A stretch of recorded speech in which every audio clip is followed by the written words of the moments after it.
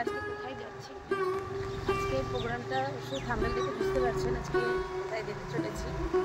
চলুন সঙ্গে থাকুন। আর আজকে ভোগ খাওয়ার প্রোগ্রাম আছে, তো সঙ্গে থাকুন। কী কী ভোগে থাকছে আর কোথায় খাওয়া দাওয়ার ব্যবস্থা অবশ্যই আপনাদের সাথে শেয়ার করবো। ঠাকুরের ভোগ খাওয়া একটা খুব ভালো একটা অভিজ্ঞতা হবে, সঙ্গে থাকুন। যবে এই ভিডিওটা দেখবেন সবাই হয়তো রথ অলরেডি শেষ হয়ে গেছে। আর আমার অনেক দেরি হলো, কারণ মাঝে আমি খুব শরীর অসুস্থ হয়ে গেছিলাম, তাই ভিডিও দিতে লেট হলো। তবুও আপনাদের সাথে এই সমস্ত মুহূর্তগুলো শেয়ার না করলেই নয়, কারণ আমার যেগুলো ভালো লাগে, আমি যেগুলো যেখানে যেখানে যাই সেগুলো আপনাদের কাছে তুলে ধরার চেষ্টা করি, তার সম্পর্কে কিছু বলি। তো যথারীতি আমরা চলে এসেছি। আজকে দিনটা হচ্ছে সোমবার।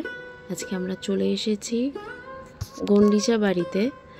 তো ইসকনের যে রথটা, সেটা এখানে একটা মাসির বাড়ি হিসাবে এখানে পরিচিত। এখানে অলরেডি রথ এসে গেছে দেখছেন।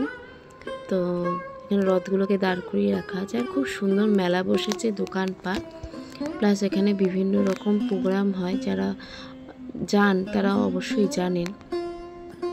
চলুন ভিডিওটি দেখতে থাকুন, সঙ্গে থাকুন।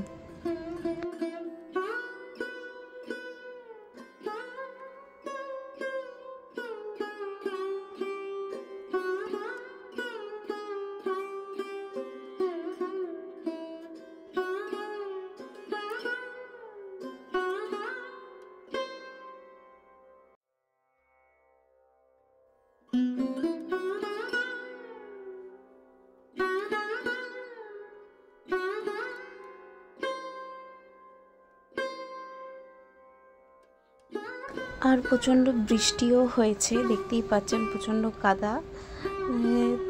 আস্তে আস্তে আমরা ভেতরে ঢুকে পড়েছি। ঢুকেই খুব সুন্দর জগন্নাথ দেবের একটা মূর্তি আছে, খুব সুন্দর। আমরা আস্তে আস্তে প্রণাম করে আমরা এগিয়ে চলেছি ভেতরের দিকে, মন্দিরের ভেতরে, যেখানে জগন্নাথ, বলরাম, সুভদ্রা অবস্থান করছেন।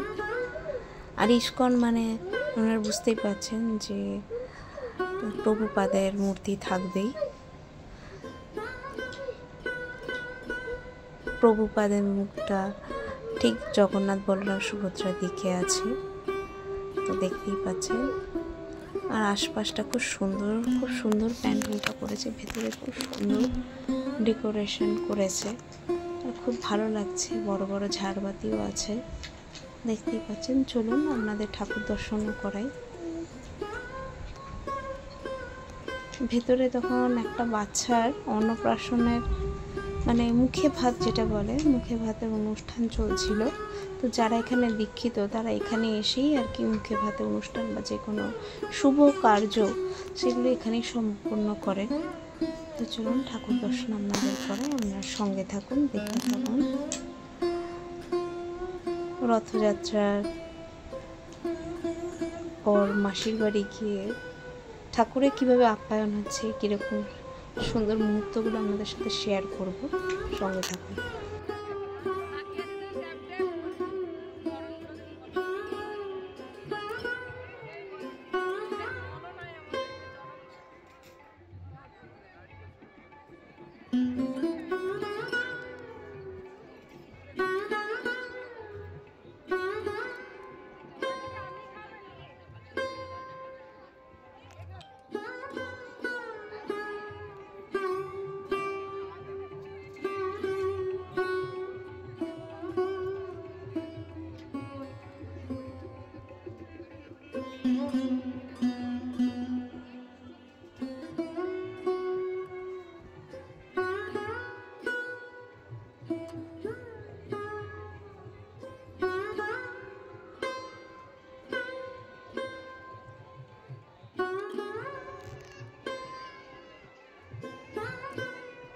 ঠাকুর দর্শন করে আমরা এরপরে আস্তে আস্তে এগিয়ে যাব যেখানে ভোগ খাওয়া হচ্ছে সেখানে।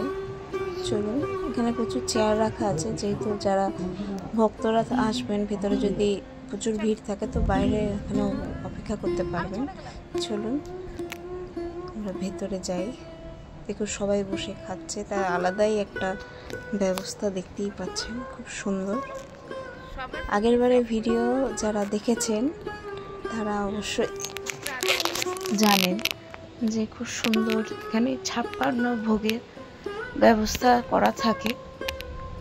তো আমরা প্রতি বছরই চেষ্টা করি এই রথযাত্রার সময়টা সেই ভোগের স্বাদ পাওয়ার জন্য।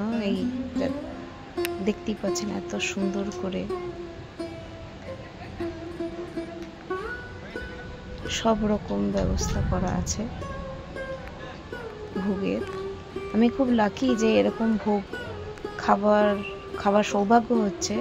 তাছাড়া এই যে দর্শন করছি এটাই একটা পরম পাওনা। এই দর্শনটা অনেক বড় পাওনা যে ভোগ দেওয়ার ব্যবস্থা হচ্ছে এখানে। চলুন এরপরে আমরা সবাই প্রসাদ গ্রহণ করব। তো ভিডিওটি দেখতে থাকুন।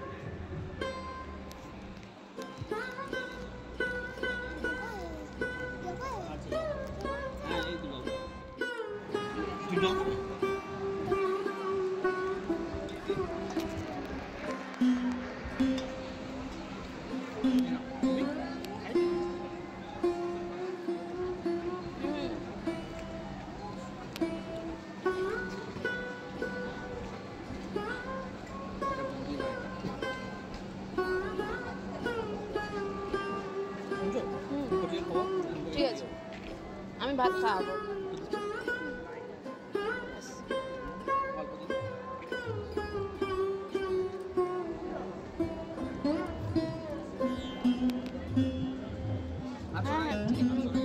আমি খাওয়াচ্ছি, তোমাকে হাত চামচ দিতে হবে না।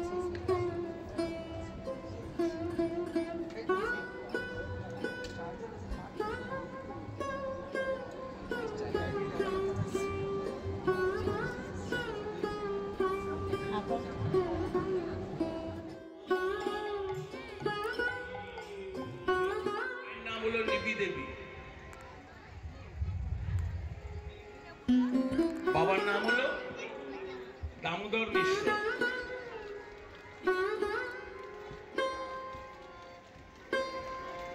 বাড়ির অবস্থা অত্যন্ত ভালো, এক কথায় বলতে গেলে জমিদার, ধন সম্পত্তি, টাকা।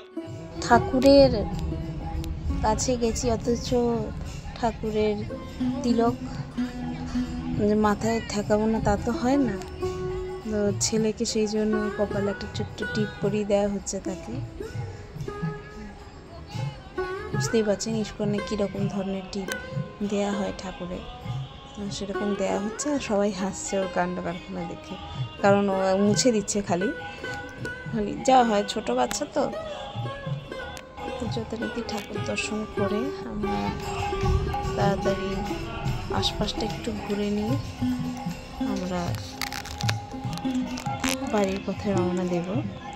আজকে ভোগ খুব অসাধারণ খেলাম, মানে এত সুন্দর লাগলো, মানে কল্পনার বাইরে যে এত ভালো একটা প্রসাদ খাওয়ার সৌভাগ্য আমাদের হবে। আর এত সুন্দর এখানে মাসির বাড়ি তৈরি হয়েছে, পুরো রাজবাড়ির মতো, দেখতেই পাচ্ছেন, দেখার মতো। আর কালারটাও খুব সুন্দর। আর এটা হচ্ছে সেলফি জোন করেছে, আর কি সুন্দর, এত সুন্দর লেগেছে এই সেলফি জোনটা। মানে সবাই দাঁড়িয়ে ফটো তুলছে, তো এদেরকে দুজনকে দাঁড়িয়ে বাবা ছেলেকে দাঁড়িয়ে ফটো তুলালাম। দেখছিলাম চারদিকটা, আর এত সুন্দর লাগছে যে কি বলবো, একটা অন্যরকম অভিজ্ঞতা হলো। ভিডিওটি পুরো দেখার অনুরোধ রইল। ভিডিওটি ভালো লাগলে লাইক, কমেন্ট, শেয়ার, সাবস্ক্রাইব করুন, বেল আইকনটি অন রাখবেন, পরবর্তী ভিডিওর নোটিফিকেশন যেন সঙ্গে সঙ্গে পান। খুব ভালো থাকুন, সুস্থ থাকুন, আবার দেখা হবে নতুন একটি ভিডিওতে, নতুন কোনো জায়গায়। তো ভালো থাকুন, সঙ্গে থাকুন।